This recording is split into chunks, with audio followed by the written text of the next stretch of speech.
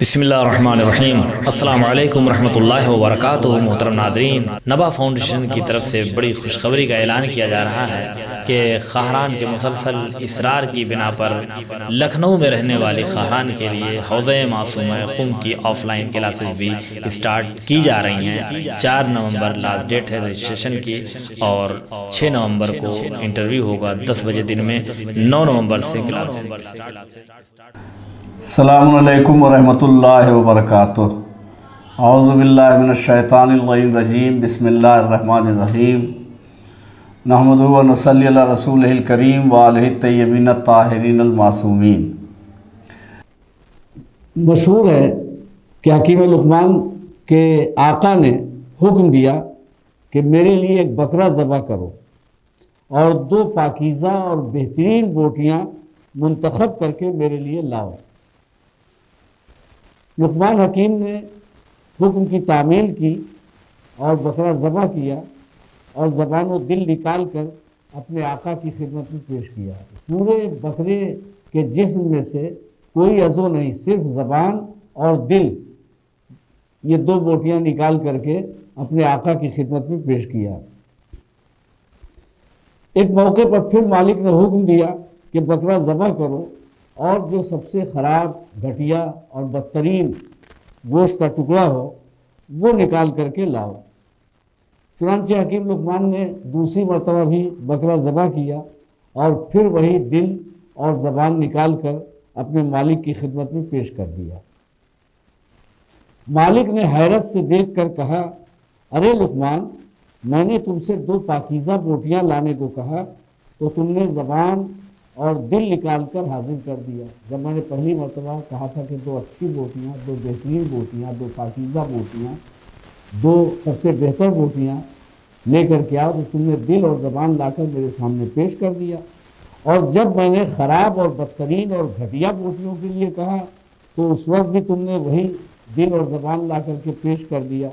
آخر اس کی وجہ اور حقیقت کیا ہے؟ حکیم لقمان نے جواب دیا، اور بہت قیمتی جواب ہے، بہت بہترین جواب ہے۔ اگر اس جواب پہ ہم غور کریں، اسی گہرائی پہ غور کریں تو بہت سی حقیقتیں کھل کر ہمارے سامنے آ جائیں گی۔ حکیم لقمان ظاہر ہے وہ حکیم تھے، ان کی نصیحتوں میں بڑا اثر تھا اور بڑی گہرائی ہوتی تھی، ان کی باتوں میں بھی بڑی دانائی تھی۔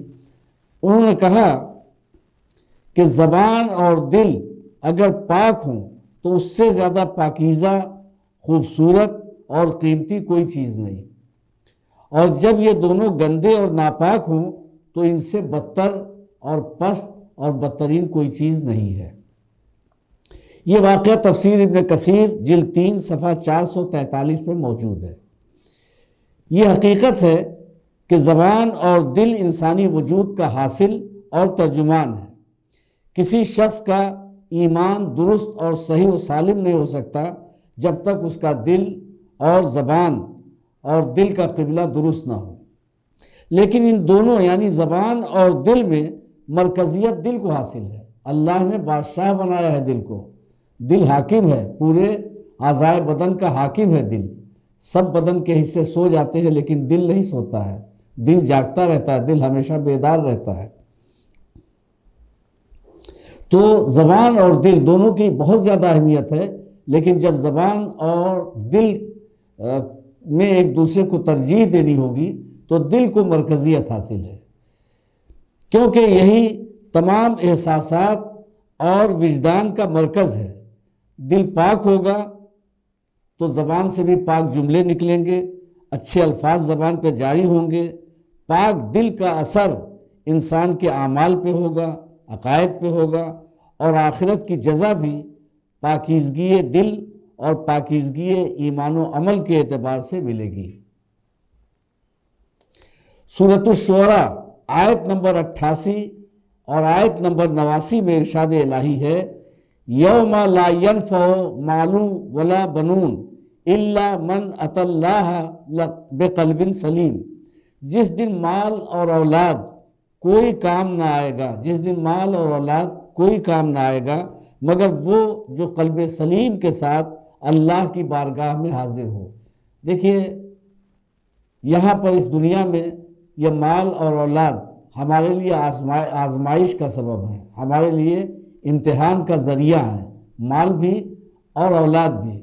اب ہمیں یہ دیکھنا ہے اور خدا کی بارگاہ میں یہ حساب و کتاب ہوگا کہ ہماری نگاہ میں مال کی اہمیت زیادہ تھی یا احکام الہی کی اہمیت زیادہ تھی، ہماری نگاہ میں اولاد کی اہمیت زیادہ تھی یا حکم الہی کی پابندی کی اہمیت زیادہ تھی۔ اکثر ایسا ہوتا ہے کہ مال حاصل کرنے کے چکر میں ہم واجبات ترک کر دیتے ہیں، مثلا نماز نہیں پڑھ پاتے، کیا کریں، ڈیوٹی کر رہے ہیں، ملازمت کر رہے ہیں، تھک جاتے ہیں، نماز نہیں پڑھ رہے ہیں، یا اولاد کی محبت میں اتنے اندھے ہو گئے کہ حق اور ناحق، جائز اور ناجائز، حلال اور حرام کو سب فراموش کر دیا تاکہ اولاد کو ہم چین، سکون اور آرام اور عیش کی زندگی گزارنے کا موقع دے سکیں۔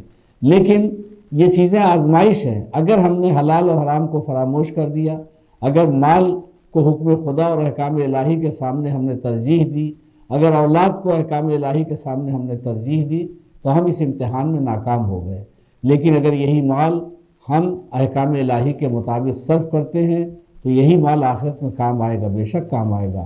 اور اولاد کی تربیت اگر ایسی کرتے ہیں کہ مرنے کے بعد یہ اولاد اگر ہمارے لیے کار خیر کرنے کے قابل رہی تو یہ اولاد بھی کام آئے گی۔ لیکن آخرت کو چھوڑ کر کے، احکام الہی کو ترک کر کے، اگر مال اور اولاد کی محبت میں ہم دنیا میں اتنا کھو گئے کہ آخرت فراموش ہو گئی، تو پھر محشر میں، قیامت میں نہ یہ مال کام آئے گا نہ یہ اولاد کام آئے گی۔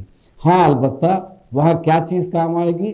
قلب سلیم، قلب سلیم، سدھرا ہوا، سنورا ہوا دل، وہ دل جو سنوارا اور سجایا گیا ہوگا، وہ دل جو احکام الہی کے مطابق ہمیشہ فیصلے کرتا رہا ہوگا، وہ دل کام آئے گا۔ قلب سلیم اس دل کو کہتے ہیں جس میں صرف اور صرف اللہ کی محبت ہو، صرف اور صرف اللہ کی محبت ہو۔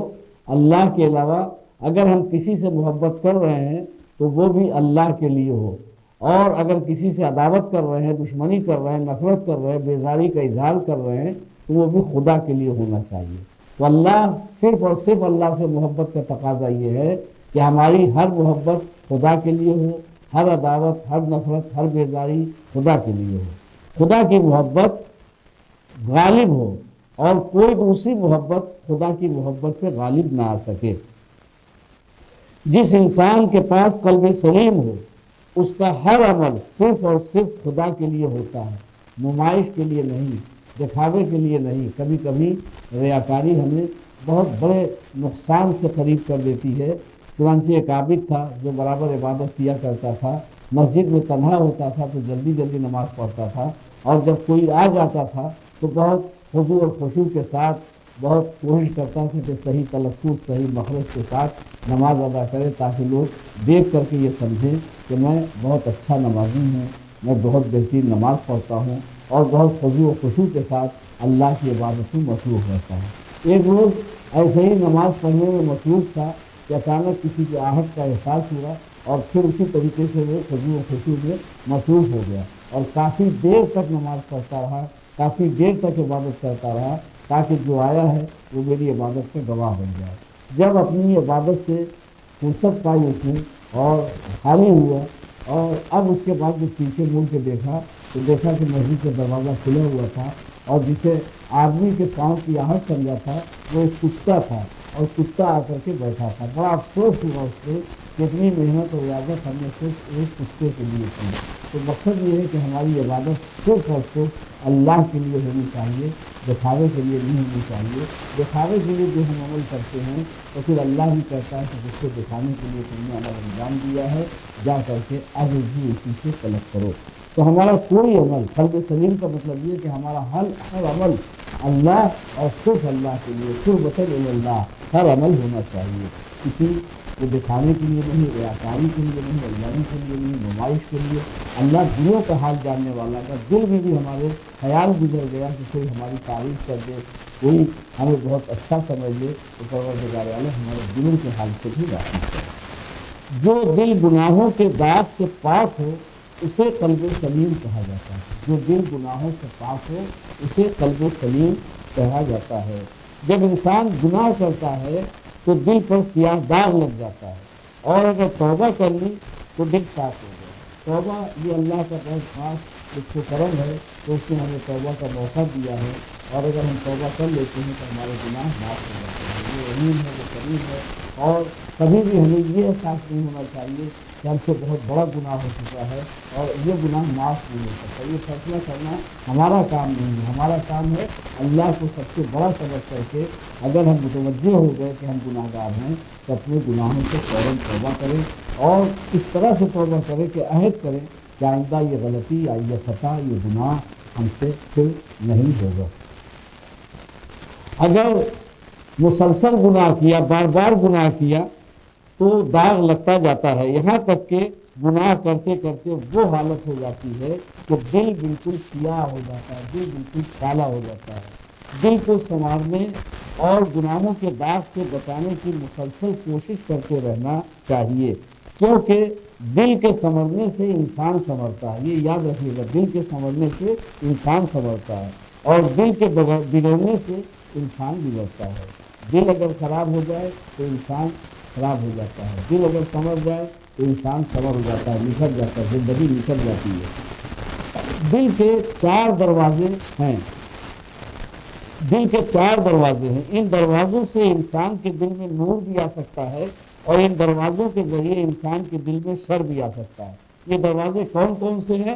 پہلا دروازہ، سب سے بڑا دل کا دروازہ انسان کی آنکھیں ہیں۔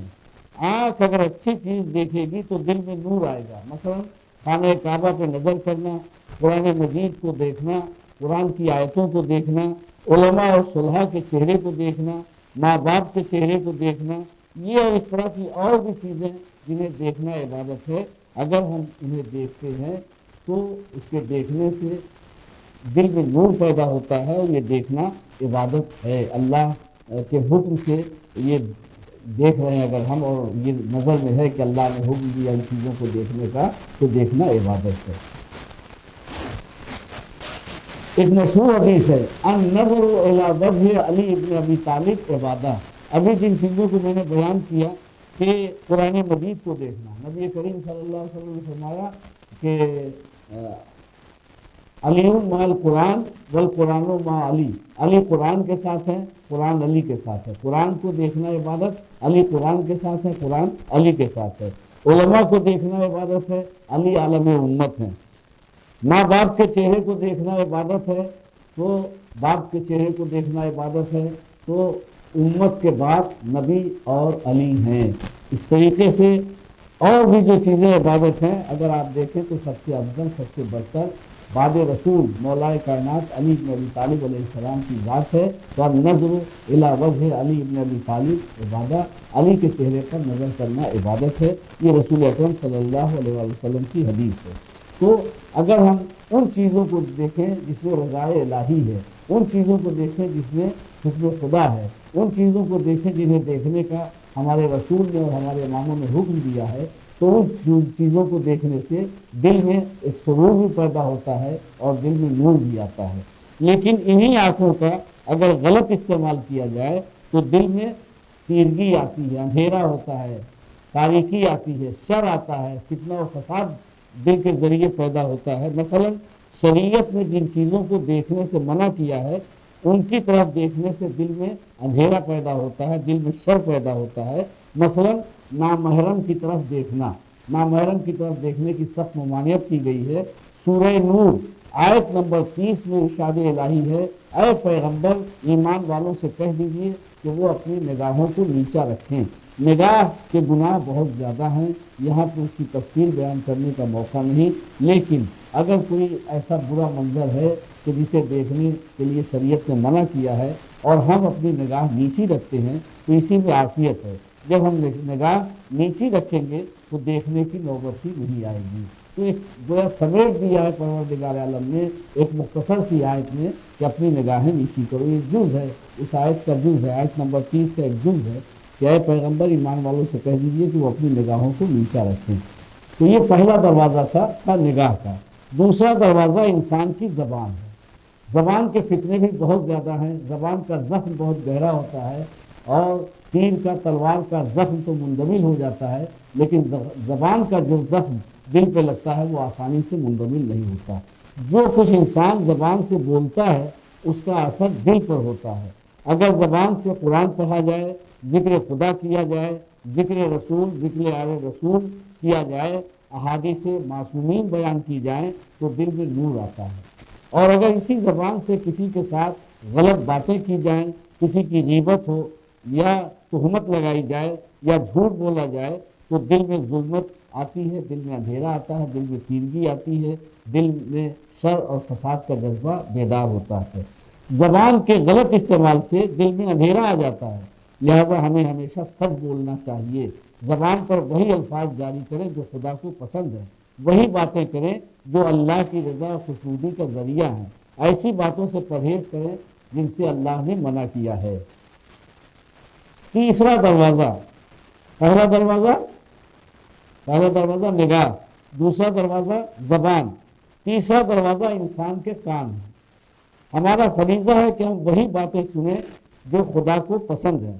قرآن مجید کو سننا اور اس میں غور و فکر کرنا، ذکر الہی کو سننا اور اس کے ذریعے قلب و روح کو پاکیزہ بنانا، ذکر محمد و آل محمد علیہ السلام سننا، اور بھی ایسی بہت سی باتیں ہیں جن سے دل میں جلا اور روشنی پیدا ہو، دل میں تقوی الہی پیدا ہو، اور ہم حسن عمل کے ذریعے جنت کے مستحق ہوں اور دنیا میں بھی عزت اور عظمت حاصل کرنے میں کامیاب ہوں۔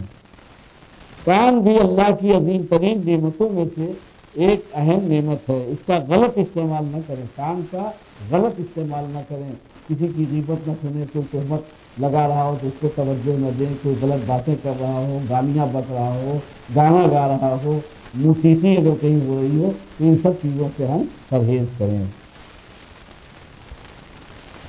تو کان اہم نعمت ہے، اس کا غلط استعمال نہ کریں، غیبت سننا اور بری باتوں کو سننا، گانا سننا، موسیقی سننا، خدا نے جن چیزوں کے سننے کو حرام قرار دیا ہے انہیں سننا اپنی عاقبت کو، اپنی آخرت کو برباد کرنا ہے۔ اس لیے ہمیں چاہیے کہ ہم ایسی تمام بری باتوں کے سننے سے پرہیز کریں جن سے ہمارا خدا ناراض ہوتا ہے۔ جس طرح ہر نعمت کا صحیح استعمال فرما بردار بندے کا فریضہ ہے اور نعمت کا صحیح استعمال دنیا اور آخرت میں سرخرو ہونے کا ذریعہ اور سبب ہے، اور نعمت کا غلط استعمال دنیا کو بھی برباد کرنا ہے، آخرت کو بھی برباد کرنا ہے، اسی طریقے سے کان کی نعمت کی بھی اہمیت کو سمجھنا چاہیے۔ یہ قوت سماعت، یہ سننے کی صلاحیت جو ہے ہمیں اس کی قدر کرنی چاہیے۔ جو لوگ نہیں سن پاتے ہیں انہیں اندازہ ہوتا ہے کہ زندگی کی کتنی بڑی نعمت سے وہ محروم ہو گئے ہیں، لہٰذا ہمیں چاہیے کہ ہم اپنے کان کا، اپنی قوت سماعت کا صحیح استعمال کریں۔ یہی صحیح استعمال ہمارے لیے دنیا اور آخرت دونوں کی بہتری کا ذریعہ ہے۔ تو 3 دروازے ہم بیان کر چکے۔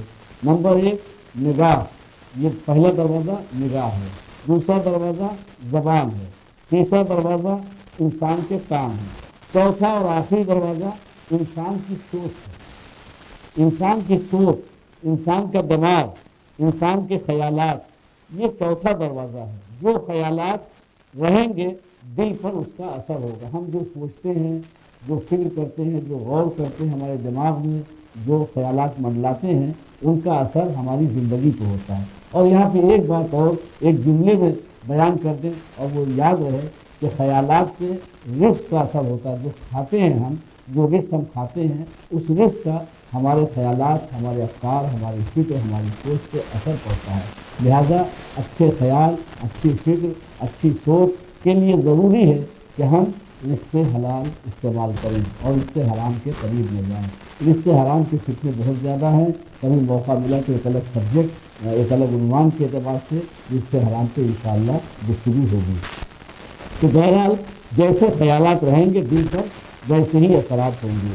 انسان اگر نیک باتوں کو سوچے گا تو دل پر نیک اثرات ہوں گے، اور جو الٹی سیدھی باتوں کو سوچے گا تو اس کا اثر ویسے ہی ہوگا۔ تو اپنی سوچ کو، اپنی فکر کو، اپنے خیالات کو پاک کر لیجئے۔ سوچ کا اثر ہوتا ہے انسان کے اوپر۔ پروردگار عالم ہمیں ان چاروں دروازوں کی حفاظت کی توفیق عطا فرمائے۔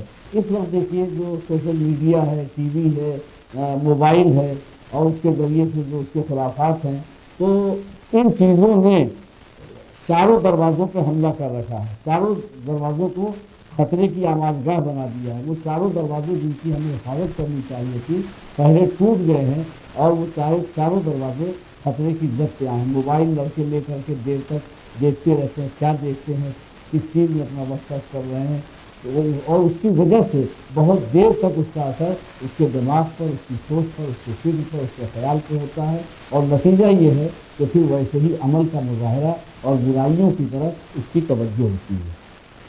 لہٰذا ہماری ذمہ داری ہے کہ ہم ہر ایک لمحہ پوری حفاظت ان چاروں دروازوں کی کریں اور پوری توجہ کے ساتھ حفاظت کریں، ایک لمحے کے لیے بھی غافل نہ ہوں۔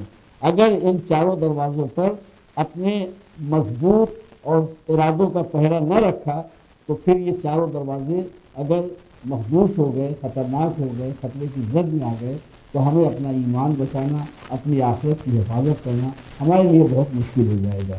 کبھی کسی وقت بھی معمولی سی غفلت ہمارے دل کو مردہ بنا سکتی ہے، ہمیں دین و مذہب سے دور کر سکتی ہے۔ ہمارا دل وہ پاکیزہ گھر ہے جسے خدا نے اپنے رہنے کی جگہ قرار دیا، خدا نے اپنا محل قرار دیا ہے۔ وہ کہیں رہتا نہیں ہے، مگر جس طرح اس نے زمین پر کعبے کو اور آسمان کی بلندیوں پر عرش کو اپنی ذات سے منسوب کیا ہے، ویسے ہی مومن کے دل کو اپنا محل قرار دیا ہے۔